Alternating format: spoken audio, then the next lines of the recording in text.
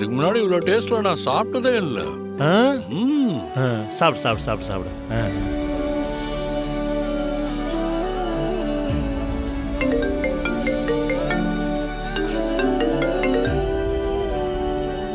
Hello,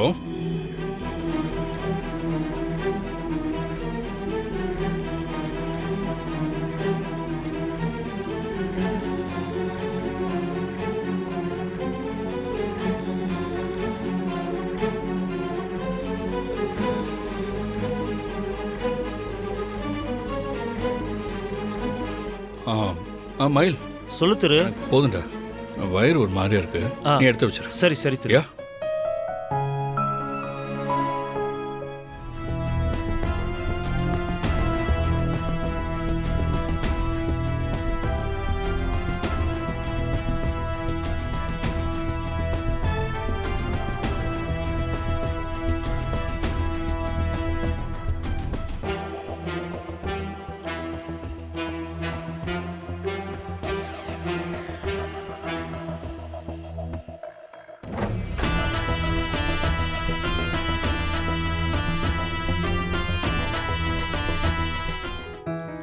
மகா, இந்தா திரு சாப்பிட்டது, நீ சாப்பிட்டுரு. என்ன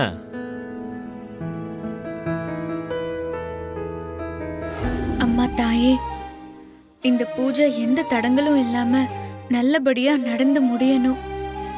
கஜேந்திர மாமா என் கழுத்துல தாலி கட்டியிருந்தா நான் உயிரோடவே இருந்திருக்க மாட்டேன். அந்த நிலைமையில இருந்த என்ன இவர்தான் கடவுள் மாதிரி வந்து காப்பாத்தி கூட்டிட்டு வந்தாரு. அதுக்கு நான் அவருக்கு வாழ்நாள் பூரா நன்றி கடன் பட்டிருக்கேன். என் நன்றி கடனை காட்டதான் எனக்கு இப்படி ஒரு பாக்கியத்தை எனக்கு நீ கொடுத்திருக்கேன்னு நான் நம்புறேன். மிச்சம் இருக்கிற பூஜையும் நல்லபடியா நடக்க நீதாம்மா மனசு வைக்கணும்.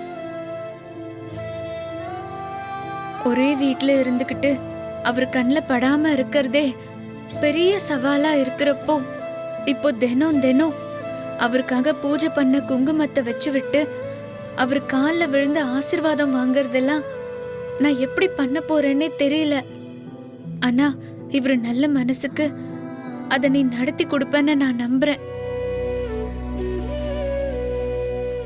அம்பிகா அம்மா சாமி சொன்னதை நினைச்சு ரொம்ப குழப்பத்திலையும் பயத்திலையும் இருக்காங்க.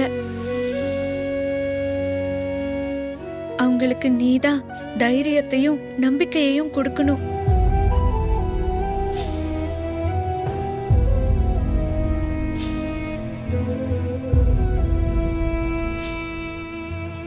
இந்த பூஜையால அவருக்கு இருக்கிற கண்டம் நீங்கி அவர் நீண்ட ஆயுளோட நிம்மதியாவும் சந்தோஷமாவும் இருக்கணும்.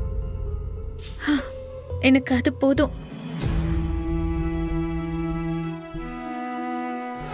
என்ன திரு இப்படி கேட்குறான்? அவனை சுற்றி அவனுக்கு தெரியாமல் நடக்கிற ஒரே விஷயம் மகா சம்மந்தப்பட்டது தான். அதை பற்றி தான் கேட்குறானோ? மகாவை திரு பார்த்துட்டானா? கடவுளே, ஒன்றும் புரியலையே. இப்போ நான் என்னென்னு பதில் சொல்கிறதுன்னு தெரியலையே.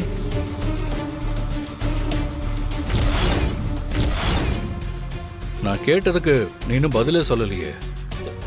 என்ன திரு இப்படி கேட்குற? அப்படி உனக்கு தெரியாமல் என்ன இருக்க போகுது? அப்படிலாம் ஒன்றும் எதுவும் இல்லையே. அதானே, உன்னை பற்றி எனக்கு தான் நல்லாவே தெரியுமே. அந்த மாதிரி ஏதாவது இருந்திருந்தா முதல்ல நீ என்கிட்ட வந்து சொல்லியிருப்ப. ஆமாம் ஆமாம் திரு. நான் இவ்வளோ தூரம் கேட்குறேன், அப்போ கூட சொல்லணும்னு தோணலைல்ல.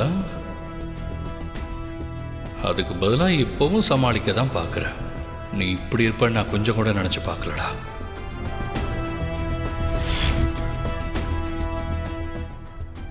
அம்மா என்கிட்ட ஜோசியர் சொன்ன விஷயத்தை பற்றி கேட்டாங்க. அவர் என் உயிருக்கு ஆபத்து இருக்கணும், அந்த கண்டம் தீரணும்னா அதுக்கு 18 நாள் பூஜை, என்னை கல்யாணம் பண்ணிக்கிட்ட என் ஒய்ஃப் தான் பண்ணணும்னு சொன்னாங்களாம். நான் அம்மா கிட்ட அப்படிலாம் எதுவும் இல்லைன்னு சொல்லிட்டேன். ஆனால் உனக்கு தான் நான் லக்ஷ்மியை கல்யாணம் பண்ணிக்கிட்ட விஷயம் தெரியும்ல. இப்போ இந்த பரிகார பூஜையை யாரா எனக்காக செய்வா? திரு, புரியலடா. இப்படி கேட்டா நான் என்ன சொல்றது? இல்ல, இந்த பரிகாரத்தை என்ன கல்யாணம் பண்ணிக்க போற திவ்யா செய்யணுமா இல்ல லக்ஷ்மி பண்ணணுமான்னு கேட்டேன். அது வந்து சொல்றா.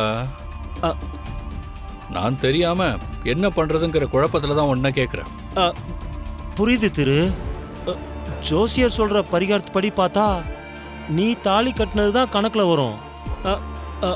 லட்சுமி பரிகாரத்தை பண்றதை பத்தி தான் அந்த ஜோசியர் சொல்லியிருப்பாருன்னு நினைக்கிறேன்.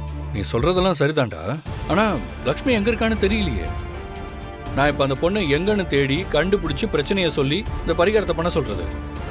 சரி திரு, இப்போ எதுக்கு நீ கண்டதையும் போட்டு யோசிச்சு குழப்பிக்கிட்டு இருக்க? நீ இப்போ உனக்கு உடம்பு சரியில்லைல்ல, பேசாம படுத்து ரெஸ்ட் எடு. நான் கிளம்புறேன். டேய்,